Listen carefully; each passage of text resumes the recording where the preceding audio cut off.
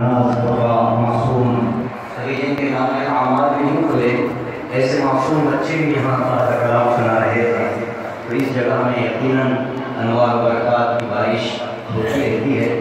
میرا بیٹھنا صرف اس لیے ہے کہ میرا بھی شمار ان لوگوں میں شفاعت ہو جائے کہ قیامت کے دن اس طرح کی مجلس اگر لگے، اللہ تبارک و تعالیٰ یوں کہے کہ قاری نظام الدین صاحب، آپ نے ایک ایسے وقت میں جبکہ ملک کے مسلمانوں کا قرآن مقدس کے تعلق سے وسیم رضوی جیسے نااہل اور کم وقت کی طرف سے آنے والے تکلیف دہ بیان کے بعد آپ نے اس کے منہ پر جو زوردار تماشا لگانے کے لیے یہ مجلس خلد منعقد کی تھی، اس میں قرآن پڑھنے والوں کی فہرست ذرا لاؤ، تو میری خواہش یہ ہے کہ میں بھی ان فہرست میں شامل ہو جاؤں اور میرا نام بھی اس میں داخل ہو جائے۔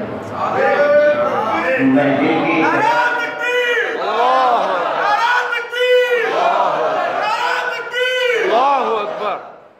دل کی گہرائیوں سے میں بہت دیر سے بیٹھا تھا، دل میں بار بار یہی بات آ رہی تھی کہ وسیم رضوی کا سینہ چیر کر دکھایا جائے کہ تم جس قرآن کی آیتوں پر انگلی اٹھا رہے ہو، یہ قرآن ہمارے بزرگوں تک تو کیا جاؤ گے، معصوم زبانوں سے مٹا کر بتا دو۔ یہی تماشا ہے، یہی پروگرام ہے، جواب ہے پورے ملک میں۔ میں سمجھتا ہوں شاید یونس بھائی ضرور میری تعریف کریں گے کہ اس کم وقت کے بیان کے بعد شاید یہ پہلا پروگرام ہے۔ میں اس معنی میں نظام بھائی کا شکریہ ادا کرتا ہوں، آپ نے گویا کہ اس معاملے میں امامت اور قیادت کا فریضہ انجام دے دیا اور آنے والے قرآن کرام کا میں تہہ دل سے ممنون ہوں کہ آپ نے اہلیان نلگنڈا کے دل پر اس کم وقت کی بکواس پر کی وجہ سے جو تکلیف کے بادل چھائے ہوئے تھے، آپ نے اپنی پرسوز آواز اور انداز اور تلاوت سے اس کو صاف کر دیا۔ اب میں یقین کے ساتھ کہنا چاہتا ہوں کہ ہمارے شہر نلگنڈا کا ایک بھی مسلمان ایسا نہیں ہے کہ جو یہ خوف اور اندیشہ رکھتا ہو کہ ہمارے قرآن پر انگلی اٹھائے گا کوئی۔ کیا بھائی آپ کے دل میں خوف تو نہیں رہا نا؟ اسٹیج پر اتنے قربات کو دیکھنے کے بعد کیا مستقبل کے بارے میں اطمینان ہوا کہ نہیں ہوا؟ اگر کسی وجہ سے حکم آ بھی جائے کہ قرآن کے نسخوں کو نکال دیا جائے تو کیا اطمینان ہے کہ نہیں یہ قربا اور حفاظ قرآن کھڑے کھڑے سنا دیں گے؟ یقین ہے کہ نہیں بھائی؟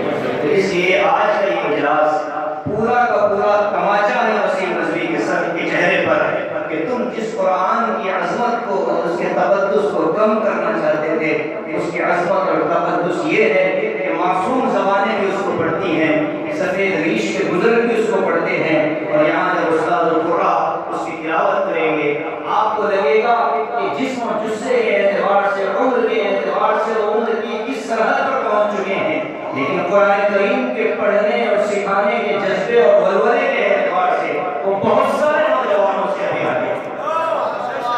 میرا وجدان کہتا ہے، اس میں کوئی مبالغہ نہیں ہے، اس لیے کہ انسان کو اللہ تبارک و تعالی توفیق اسی وقت دیتا ہے جب اس سے اس عمل کو قبول کروا لینا چاہتا ہے۔ یہ مجلسیں جو قائم ہو رہی ہیں، 18واں جلسہ اللہ کا کرم ہے، کتنے بچے نوبالغ تھے ابھی وہ بالغ ہو چکے، معصوم تھے وہ بڑے ہو چکے، طلباء تھے علماء بن چکے۔ میں خود ایک دور میں یہاں بیٹھ کر قرآن کریم کے جلسوں میں قرآن سنا کرتا تھا، پہلی مرتبہ یونس بھائی اور یہ بھائی وغیرہ نے سنایا تھا، ہم بہت چھوٹے سے تھے، یہاں بیٹھ کر سنتے تھے، داد دیتے ہوئے بھی لگتا تھا فریم میرے بھائی بیٹھے ہیں، یہ ہم دونوں ایک دوسرے کو اشارہ کرتے ہیں، تم سبحان اللہ بولو، تم سبحان اللہ بولو۔ یہ وقت گزرا، ہم یہاں پہنچے، لیکن مجلس اختلاط اور محفل اختلاط کی رونقیں ہم سے کہیں آگے بڑھ چکی ہیں۔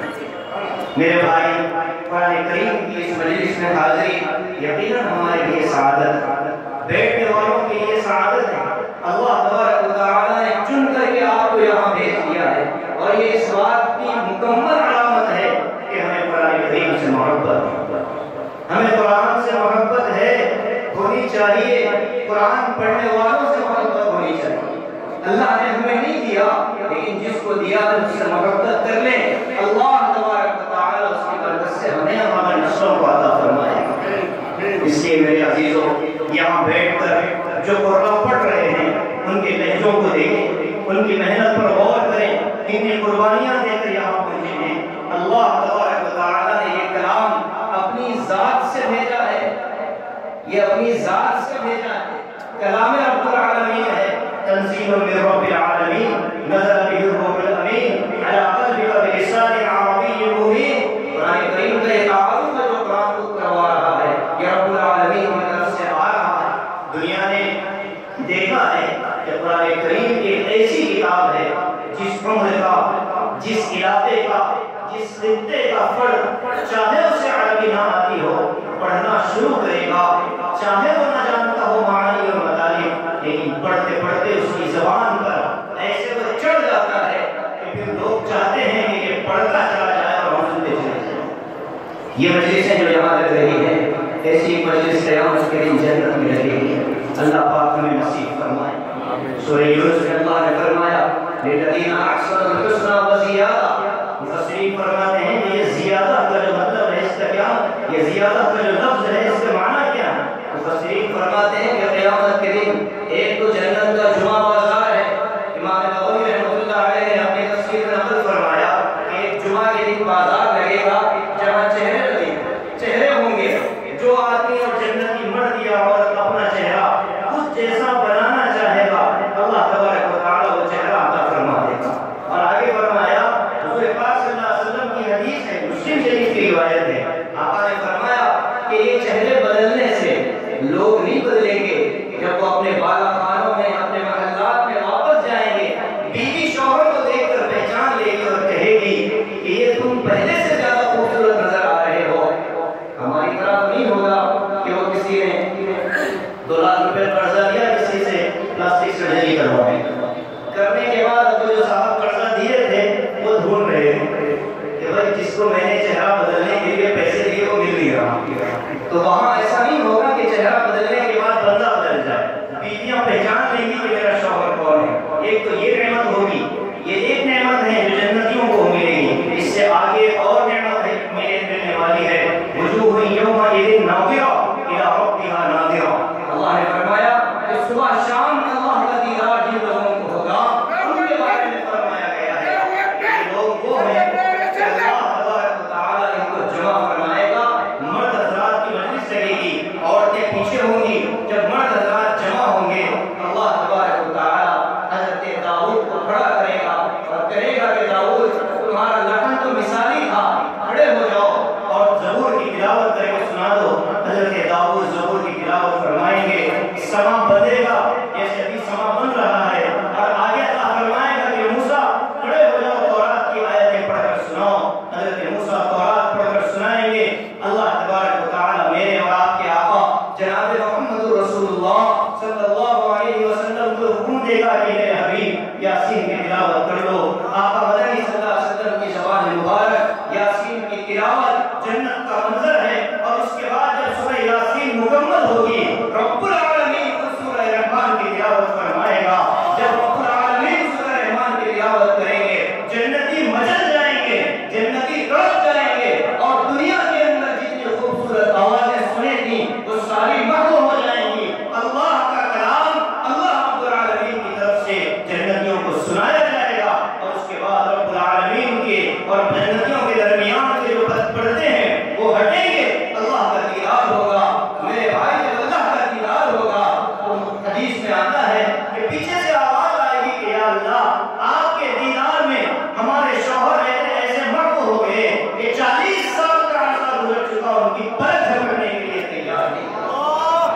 پھر اللہ تبارک و تعالی دیدار کے اس موقع کو ختم فرمائے گا، لیکن تسلی ابھی باقی نہیں، تسلی نہیں ہوگی، تو پھر اللہ فرماتا ہے وجوہ یومئذ ناظرہ الی ربها ناظرہ، کہ وہ دن ہوگا کہ جب نگاہیں اللہ کی طرف دیکھتی رہی ہوں گی۔ یہ جنتیوں کا اعلیٰ طبقہ ہے، ان کو صبح اور شام اللہ کا دیدار کرایا جائے گا، اللہ کا دیدار کروایا جائے گا۔ تو میرے عزیزو، ہم دل کی گہرائیوں سے یہ دعا مانگیں کہ یہ جو مجلسیں یہاں قائم ہو رہی ہیں، اللہ پاک مجھے اور آپ کو جنت میں اسی طرح جمع فرمائے۔ آمین۔ اللہ مجھے اور آپ کو جنت میں اسی طرح جمع فرمائے، اور جب کہا جائے گا یقال لصاحب القرآن اقرأ وارتقی ورتل کما كنت ترتل فی الدنیا فإن منزلك عند آخر آیۃ تقرأها، کہا جائے گا کہ اے حافظ قرآن، اے قاری قرآن، یہ معصوم بچہ، یہ بزرگ قرہ، یہ جنت میں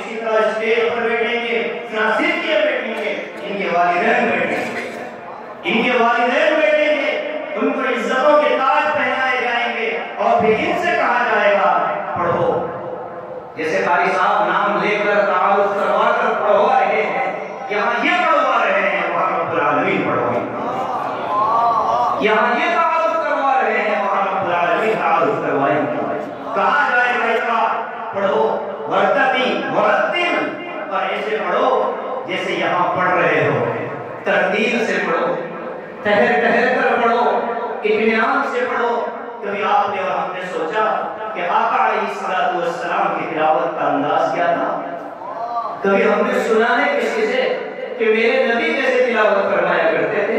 حضرت عبداللہ ابن مسعود رضی اللہ تعالیٰ عنہ فرماتے ہیں، میں حضرات قرآن کی نظر کرنا چاہتا ہوں، حضرت عبداللہ ابن مسعود فرماتے ہیں کہ نبی پاک صلی اللہ علیہ وسلم کی تلاوت ٹہر ٹہر کر اطمینان کے ساتھ ہوا کرتی تھی۔ آقا کی تلاوت کی کیفیت قرآن کریم احادیث کے اندر بیان کی گئی، آپ ٹہر ٹہر کر پڑھا کرتے تھے، اطمینان سے تلاوت کیا کرتے تھے۔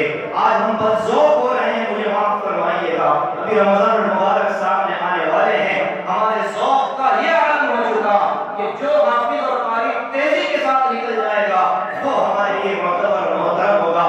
حدیث کہتی ہے کہ نبی پاک صلی اللہ علیہ وسلم کا پڑھنا اور آپ کی تلاوت تیز نہیں ہوا کرتی تھی، آپ اطمینان سے ایک ایک آیت کو ٹہر ٹہر کر پڑھا کرتے تھے۔ مفسرین فرماتے ہیں کہ سورہ فاتحہ کے پڑھنے کا ادب یہ ہے کہ الحمدللہ رب العالمین پڑھ کر وقف کیا جائے، الرحمن الرحیم پڑھ کر وقف کیا جائے، ہم ایک ساتھ میں پوری سورہ فاتحہ نکال دیتے ہیں۔ مفسرین نے لکھا، میں حوالے دیتا جاؤں، مفتی شفیع صاحب نے لکھا، مولانا ادریس کاملوی نے لکھا، تفسیر مظہری کے اندر لکھا ہوا ہے، صفوت التفاسیر ابھی جس کے کل مصنف کا انتقال ہوا ہے شیخ علی صابونی رحمۃ اللہ علیہ، ان مفسرین نے لکھا ہے، فرمایا کہ سورہ فاتحہ کے پڑھنے کا طریقہ یہ ہے، سورہ فاتحہ پڑھو، الحمدللہ رب العالمین پر وقف کرو، سانس توڑو، اللہ کے جواب کو سنو، اس لیے کہ جب بندہ پڑھتا ہے الحمدللہ رب العالمین، اللہ کہتے ہیں حمدنی عبدی، میرے بندے نے میری تعریف بیان کی۔